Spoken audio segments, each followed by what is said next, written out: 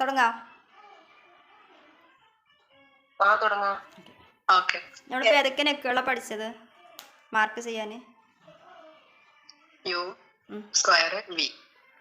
ഇന്നലെ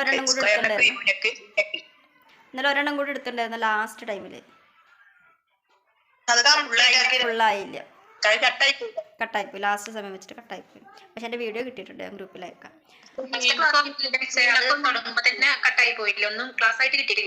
okay, clear ആക്കാം. നമ്മളിപ്പോ കാണിക്കാം. ഞാൻ ഈ ക്ലാസ് ഒന്ന് കഴിയട്ടെ, ഇന്നത്തെ ക്ലാസ് ഒന്നുകൊണ്ട് കഴിയട്ടെ. 4 ഇപ്പൊ നമ്മൾ എടുത്തിട്ടുള്ളത്. 4 റെക്കോർഡും റെഡിയാണ്. കിളി സൗണ്ട് കുറച്ച പിന്നെ അപ്പൊ കട്ടായി പോയതാണ്. പക്ഷെ എന്റെ റെക്കോർഡ് കിട്ടിയിട്ടുണ്ട്. നമ്മുടെ വോയിസും മറ്റുള്ളതൊന്നും ക്ലിയർ ആയിട്ടുണ്ടായിരുന്നില്ല.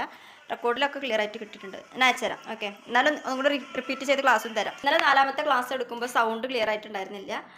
എന്നാലും ക്ലാസ് ഫുള്ളായിട്ട് എടുത്തിട്ടുണ്ട്, റെക്കോർഡുണ്ട്. ഇന്ന് അയച്ചുതരാം. അതിന് മുന്നത്തെ 5ാമത്തെ മോഡലായിട്ട് നമ്മൾ പഠിക്കേണ്ടത്, 5ാമത്തേന് പ്രത്യേകിച്ചൊരു മോഡലും അല്ല നമ്മൾ പഠിക്കേണ്ടത്. ഇപ്പോൾ നമ്മളിപ്പോൾ പഠിച്ചതൊക്കെയും ക്യാൻവാസുമേൽ എങ്ങനെയാണ് മാർക്ക് ചെയ്യുക എന്നുള്ളതാണ് അല്ലേ. അതേപോലെ ക്ലോത്തിൽ ഇപ്പോൾ ഞാൻ ഇട്ടിരിക്കുന്ന ഡ്രസ്സ് ക്യാൻവാസ് ഇല്ലാതെ ഉള്ളിലേക്ക് വെറും ക്ലോത്ത് വെച്ച് മറിച്ച് തയ്ച്ചിരിക്കുകയാണ്. നോർമൽ ക്ലോത്ത് വെച്ചിട്ട് മറിച്ച് ഇതേപോലത്തെ ഡ്രസ്സുകൾ നമ്മളെല്ലാവരുടെ കയ്യിലും ഉണ്ടാവും അല്ലേ. അപ്പോൾ ക്യാൻവാസ് ഇല്ലാണ്ട് നമ്മൾ ഇതേ സെയിം മാർക്ക് ചെയ്യുമ്പോൾ, ഇപ്പം മാർക്കുകളൊക്കെ നമ്മൾ കണ്ടതാണല്ലോ. ഈ മാർക്ക് തന്നെ ക്യാൻവാസ് അല്ലാതെ ക്ലോത്തിൽ മാർക്ക് ചെയ്യുമ്പോൾ തിരുത്തേണ്ട കാര്യങ്ങൾ ആർക്കൊക്കെ അറിയാതിൽ?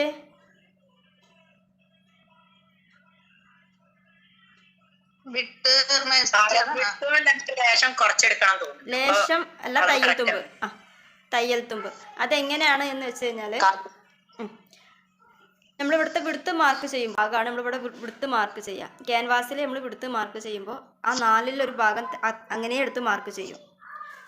മറിച്ച് ക്ലോത്തിൽ മാർക്ക് ചെയ്യുമ്പോൾ തയ്യൽ തുമ്പ് കുറച്ചിട്ട് 4 ഇഞ്ച് എന്നത് ഓരോ വ്യക്തികൾക്ക് അനുസരിച്ചിട്ടും ഓരോ ക്ലോത്തിനനുസരിച്ചിട്ടാണ് ഈ തയ്യൽ തുമ്പ് 4 ഇഞ്ച് പറയുന്നത്. 4 ഇഞ്ച് സാറ്റിൻ്റെ ക്ലോത്തൊക്കെ ആണ് എന്നുണ്ടെങ്കിൽ 4 ഇഞ്ചല്ല 6 ഇഞ്ചോളം തന്നെ തയ്യൽ തുമ്പ് കുറക്കേണ്ടി വരും. നമ്മുടെ സ്റ്റിച്ചിൻ്റെ ആ ഒരു ഗ്യാപ്പിനനുസരിച്ചാണ് ഇവിടെ തയ്യൽ തുമ്പ് ഇവിടെ കുറക്കേണ്ടത്.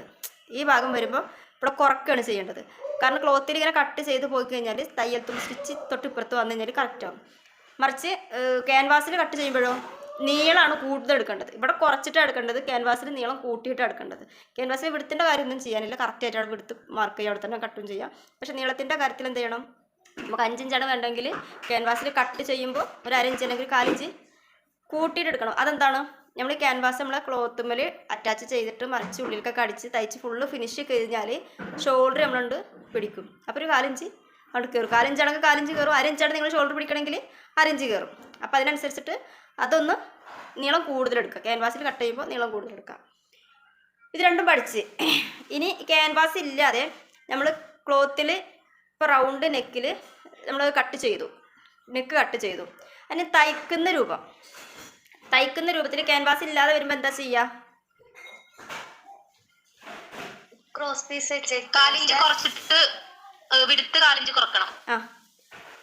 അത് കട്ട് ചെയ്തതിന് ശേഷം സെയിം ആയിട്ട് തന്നെ എടുക്കുക. അതേപോലെ തന്നെ കഴുത്തിന്റെ ആകൃതി തന്നെ ഒരു പീസ് വെട്ടിയെടുക്കുക.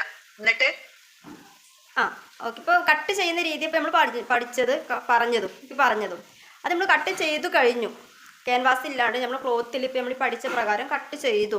ഈ ചെയ്തതിന് ശേഷം അത് എങ്ങനെ തയ്ക്കും? ക്യാൻവാസിൽ ഉണ്ടാകുമ്പോൾ എല്ലാവർക്കും തയ്ക്കാൻ എളുപ്പമാണ്. ഇപ്പം നമ്മളിപ്പോൾ round neck, V neck, square neck, ഇത് 3നും കൂടിയിട്ട് വീഡിയോ വേണമെന്നില്ല. ഇതിൽ ഒരു വീഡിയോ കിട്ടിയാൽ തന്നെ ക്യാൻവാസും മറ്റുള്ളതിനും ഇങ്ങനെ തന്നെയാണെന്നുള്ളത് നമുക്ക് മനസ്സിലാവും. മറിച്ച് ക്യാൻവാസ് ഇല്ലാതെ വരുമ്പോൾ സ്ക്വയർ നെക്കിലോ അല്ലെങ്കിൽ വി നെക്കിലോ അല്ലെങ്കിൽ റൗണ്ട് നെക്കിലോ നമ്മൾ ഡ്രസ്സുമേൽ കട്ട് ചെയ്തു. നമുക്കറിയാം, നമ്മൾ പഠിച്ച പ്രകാരം നമ്മൾ കട്ട് ചെയ്തു. അതെങ്ങനെ തയ്ക്കും?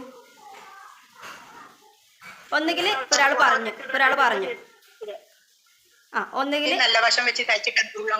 സെയിം ഇതിപ്പോൾ ഞാൻ ഇട്ടിരിക്കണ പോലെ ഇപ്പോൾ ഇത് അതേപോലത്തെ ഒരു ക്ലോത്താണ്. ഈ വേറെ ഏതൊരു ക്ലോത്ത് തികയായിക വന്നപ്പോൾ വേറൊരു ക്ലോത്ത് ഇതേപോലെ തന്നെ നെക്കിൻ്റെ അതേ ആകൃതിയിൽ വെട്ടിയിട്ട് തയ്ച്ചുള്ളിലേക്ക് മറിച്ചു. ഇതിൽ ക്യാൻവാസ് ഒന്നും വെച്ചിട്ടില്ല. ഓക്കെ, അങ്ങനെ മറിച്ചു. അതൊരു വശം. രണ്ടാമത്തെ വശം ക്രോസ് പീസ് വെച്ചിട്ട് ഉള്ളിലേക്ക് മറിക്കാം. അത് രണ്ടാമത്തേത്. ഇനി ഒരു കാര്യം പറയാൻ പോകുന്നത്, നമ്മളിപ്പോൾ നെക്ക് തയ്ച്ചു. ഇപ്പോൾ റൗണ്ട് നെക്കാണെങ്കിൽ റൗണ്ട്, സ്ക്വയർ ആണെങ്കിൽ സ്ക്വയർ. നമുക്കൊരു എന്താ പറയുക, ഡബിൾ കളർ ആണെന്ന് കരുതാം. നമ്മുടെ നെക്ക് ഇപ്പം നൈറ്റിക്കൊക്കെ കണ്ടിട്ടില്ലേ, നൈറ്റിയുടെ കളർ തന്നെ സ്ലീവിൻ്റെ ഭാഗത്തുള്ള കളർ ചിലപ്പോൾ ചേഞ്ച് ആയിരിക്കും. അപ്പോൾ ആ ചേഞ്ചുള്ള കളർ നമ്മുടെ നെക്കിൻ്റെ ഫ്രണ്ടിലേക്ക് കിട്ടും. നമ്മൾ സാധാരണ ഈ ഒരു കഴുത്തിന് ഉള്ളിലേക്ക് മറിച്ചത് കൊണ്ട് പുറത്തേക്ക് കാണുന്നില്ല അല്ലേ. നമുക്ക് ഈ ഒരു മോഡൽ, ഈ ഒരു ഗ്രീന് തന്നെയാണ് ഈ മോഡൽ പുറത്തേക്ക് കാണണം, നല്ല റൗണ്ട് ഷേപ്പിൽ. അല്ലെങ്കിൽ ഞാൻ ഇപ്പോൾ സ്ക്വയർ ആണ് തയ്ച്ചതെന്നുണ്ടെങ്കിൽ ആ സ്ക്വയർ ഒരു 1/2 ഇഞ്ചിലോ 1 ഇഞ്ചിലോ വീതിയിൽ പുറത്തേക്ക് കാണണം. അപ്പോൾ എന്താ ചെയ്യുക,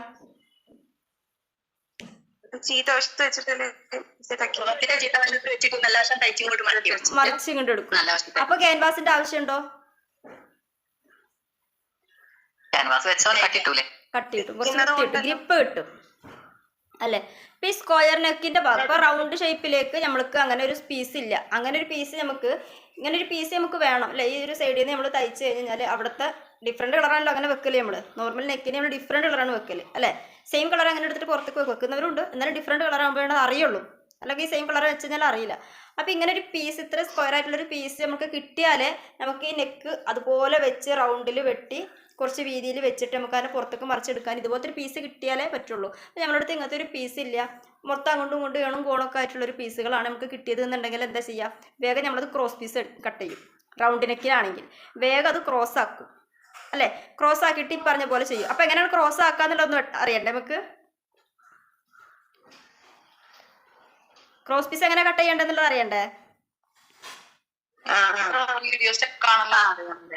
എല്ലാവർക്കും ചെക്ക് ആവണുണ്ടോ? ചില ടൈമില്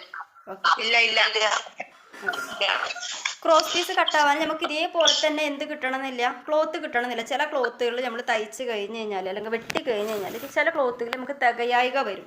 അങ്ങനെ തികയായിക വന്നു കഴിഞ്ഞ് കഴിഞ്ഞാൽ ഒരു ക്ലോത്തിൻ്റെ ക്രോസായ ഭാഗം എന്ന് പറയുന്നത്, ഇപ്പോൾ ഈ ഒരു ക്ലോത്തിന് ഇങ്ങനെ പിടിച്ച് കഴിഞ്ഞ് കഴിഞ്ഞാൽ ഇങ്ങനെ വലിയൂല, ഈ സൈഡും അങ്ങനെ വലിയൂല, മറിച്ച് ഈ രണ്ട് ഭാഗം വലിച്ചു വെക്കാം, വലിയും. അപ്പോൾ ഒരു ക്ലോത്തിൻ്റെ ക്രോസ് ഭാഗം ഏതാണെന്നുള്ളത് നമുക്ക് പെട്ടെന്ന് മനസ്സിലാകും. എണും കോണായിട്ടുള്ള ക്ലോത്ത് ആണെങ്കിലും, അതായത് ചെരിഞ്ഞ് മറിഞ്ഞിട്ടൊക്കെ കട്ട് ചെയ്ത് കിട്ടിയിട്ടുള്ള ക്ലോത്ത് ആണെങ്കിലും അതിൻ്റെ ക്രോസ് ആയ ഭാഗം നമുക്ക് പെട്ടെന്ന് മനസ്സിലാക്കാൻ പറ്റും. കണ്ടില്ലേ? അതിൽ നിന്ന് 1 ഇഞ്ച് വീതിയിലാണ് നമുക്ക് ക്ലോത്ത് വേണ്ടത്. അപ്പോൾ കാണിക്കാവേ.